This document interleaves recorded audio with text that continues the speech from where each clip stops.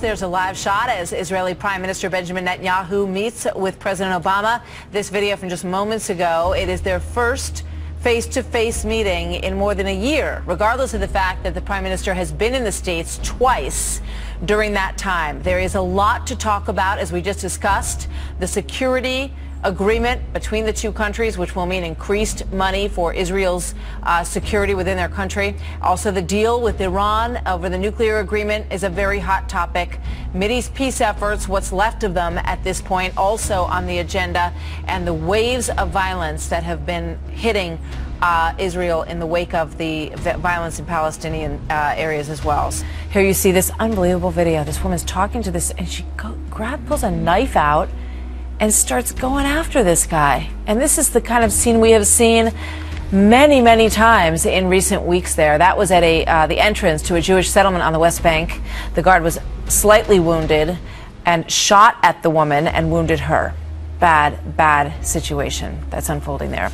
So we are joined this morning to talk about this by former Governor John Sununu, who served as White House Chief of Staff to President George H.W. Bush. Good to see you, Governor. Good morning. Morning. How are you, Martha? I'm doing well. Thank you. Obviously, Benjamin Netanyahu has been to Washington twice in the past year, and there was no meeting during those visits with President Obama. Today, they will sit down for the first time.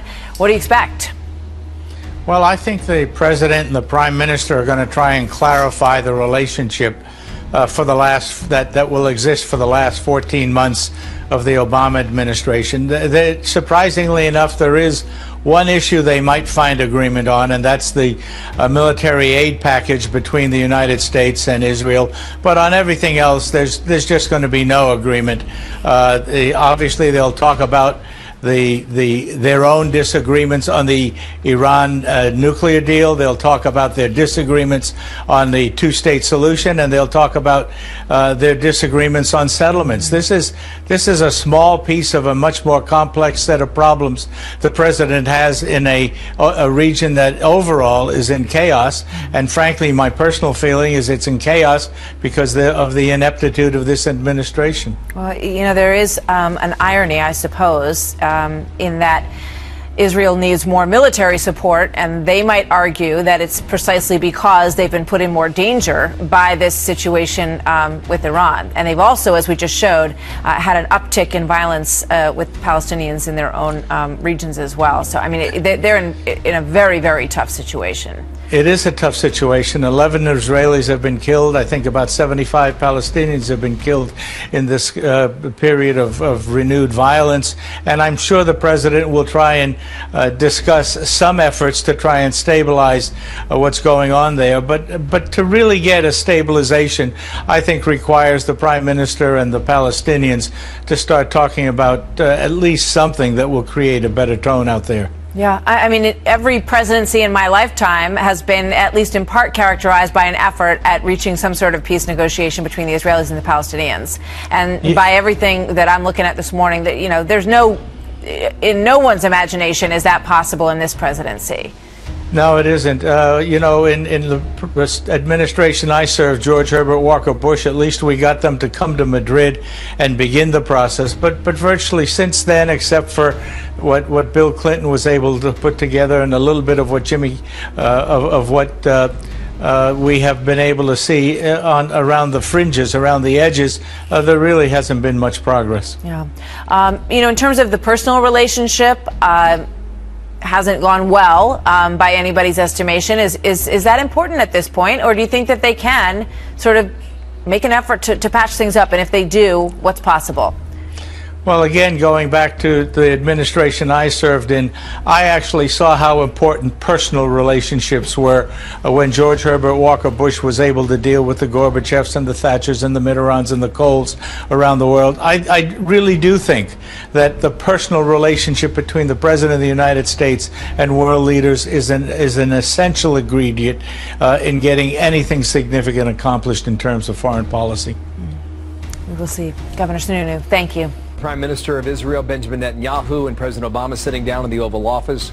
This is what's called a tape playback. It runs for about 9 minutes in length. Remember the last time the two of them were sitting at the White House? It was icy. The president starts here, and he starts by talking about what he knows about the Americans who were killed earlier today in Jordan. Let's watch together now. Welcome once again, Prime Minister Bibi Netanyahu, to the Oval Office. There's no foreign leader who I've met with more frequently, and I think that's a testimony to the extraordinary bond between the United States and Israel.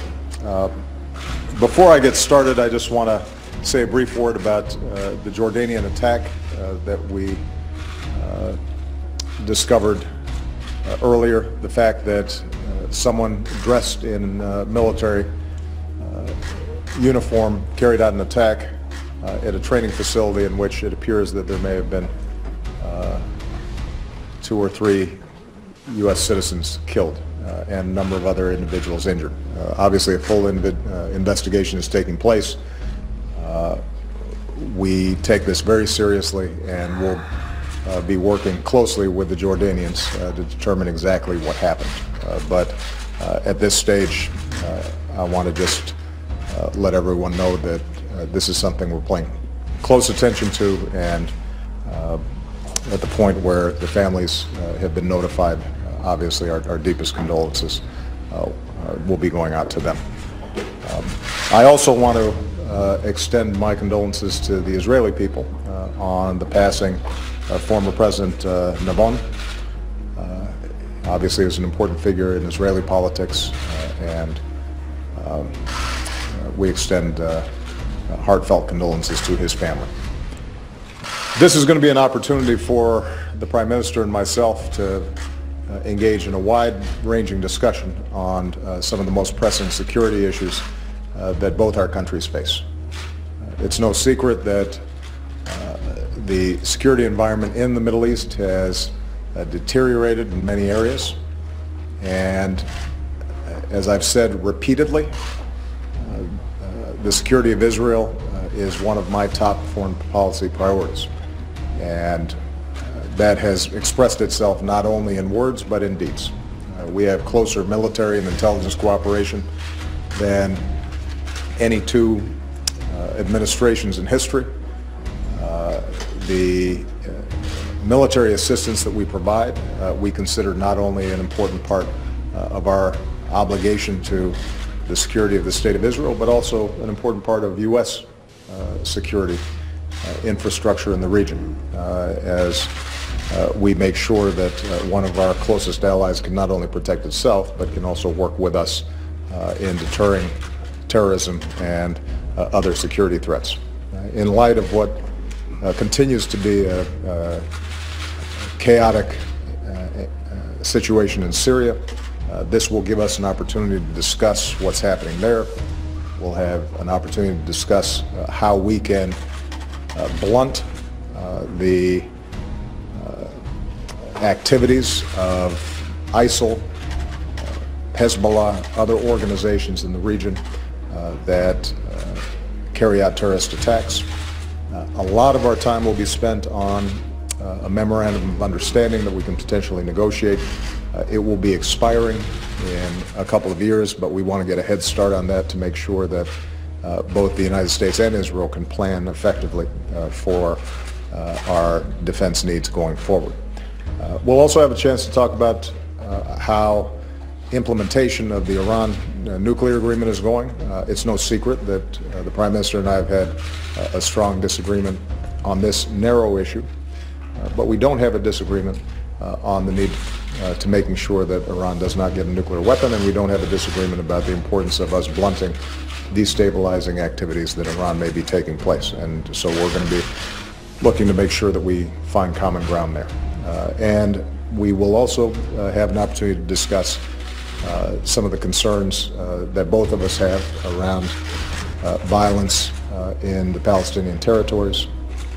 I want to be very clear that we condemn in the strongest terms Palestinian violence against innocent Israeli citizens. And I want to repeat once again, it is my strong belief that Israel has not just the right but the obligation to protect itself. I also will discuss with the Prime Minister his thoughts on how we can lower the temperature between Israeli and Palestinians, how we can get back on a path towards peace, and how we can make sure that legitimate Palestinian aspirations are met through a political process, even as we make sure that Israel is able to secure itself. And so there's going to be a lot of work to do with too little time, which is why I will stop here and just once again say welcome. Thank you. Thank you. Thank you.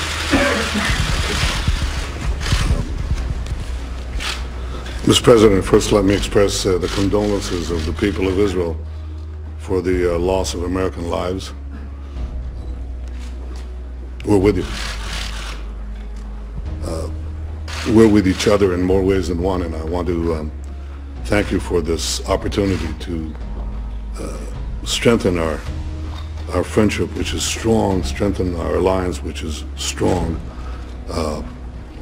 I think it's rooted in shared values. It's buttressed by shared interests. Is driven forward by a sense of a shared destiny. We are obviously tested today in the instability and insecurity in the Middle East, as you described it. I think everybody can see it with the savagery of ISIS, with the aggression and terror by Iran's proxies and by Iran itself, and the combination of turbulence has now displaced millions of people, has butchered hundreds of thousands, and we don't know what will transpire.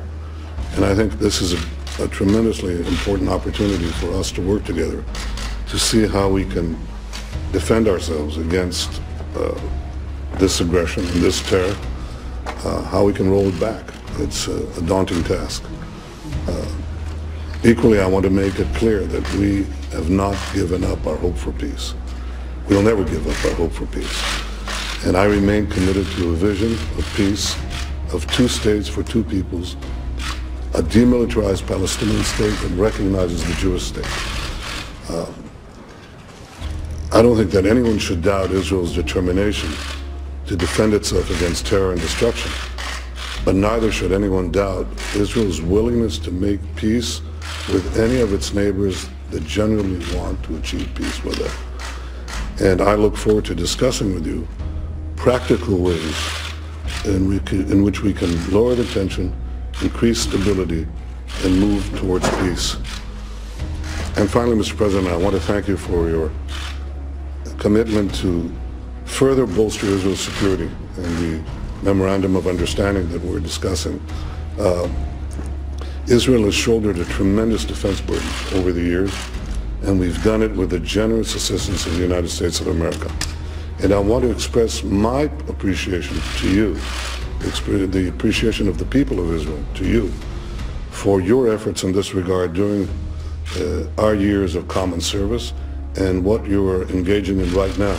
How to bolster Israel's security, how to maintain Israel's qualitative military edge so that Israel can, as you've often said, defend itself by itself against any threat. So for all these reasons, I want to thank you again for your hospitality, but even more so for sustaining and strengthening the tremendous friendship and alliance between Israel and the United States of America.